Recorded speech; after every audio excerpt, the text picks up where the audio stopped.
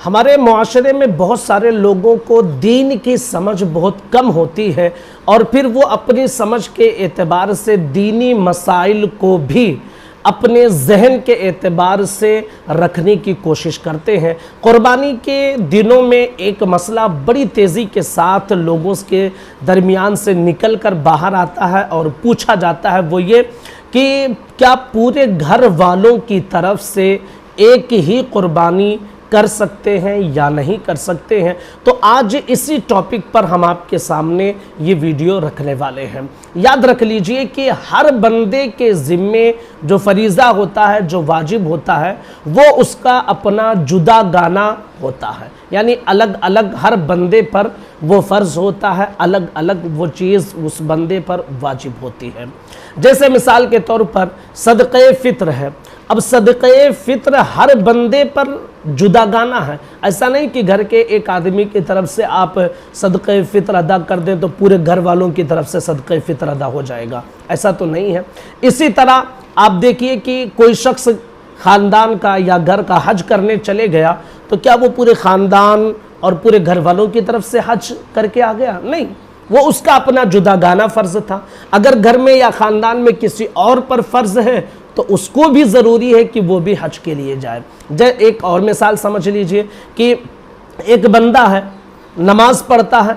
अब वो नमाज़ पढ़ा तो जो उस पर फ़र्ज़ था उसने अपने फ़र्ज़ को अदा किया। ऐसा तो नहीं ना कि उसके नमाज़ पढ़ने से पूरे घर वालों की नमाज अदा हो गई है।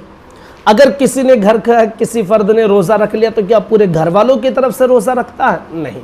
तो शरीयत में जो फ़र्ज़ वाजिब है वो हर एक बंदे के लिए जुदा गाना है। ऐसे ही कुर्बानी है कि कुर्बानी हर एक मालिक निसाब के लिए जुदा गाना है।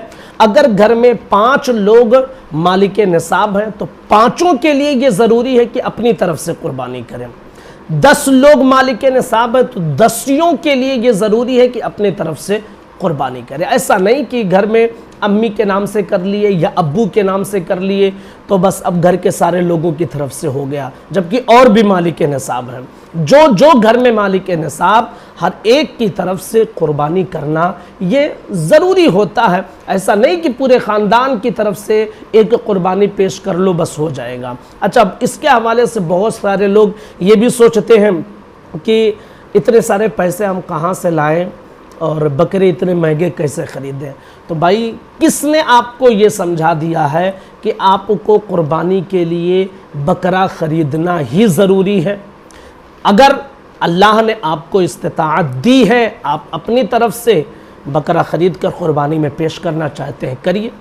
अगर नहीं है, हालांकि आप मालिक निसाब हैं लेकिन इतनी कैपेसिटी नहीं है कि आप बकरा ख़रीदें, तो आप बड़े जानवर में हिस्सा ले लीजिए।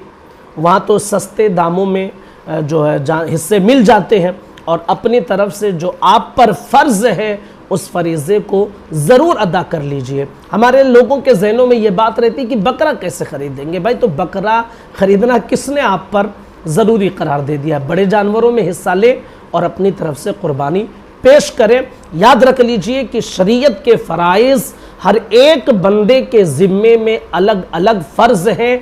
एक के करने की वजह से दूसरे का फ़र्ज़ अदा नहीं होता है। लिहाजा जिस पर फ़र्ज़ है हर एक को अपनी तरफ से अदा करना ये ज़रूरी है।